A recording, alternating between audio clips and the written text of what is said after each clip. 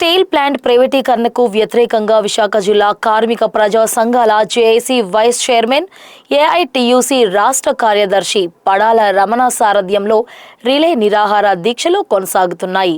నేటితో 1917వ రోజుకు చేరుకున్నాయి.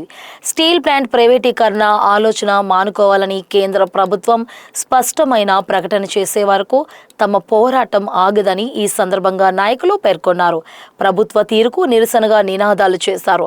తక్షణమే స్టీల్ ప్లాంట్ సమస్యలను పరిష్కరించి ప్రభుత్వ రంగ సంస్థలను కొనసాగిస్తామని స్పష్టమైన ప్రకటన చేయాలని డిమాండ్ చేశారు. ముఖ్యమంత్రి, ఉప ముఖ్యమంత్రి, ప్రధానమంత్రితో ప్రకటన చేయించాలని అన్నారు.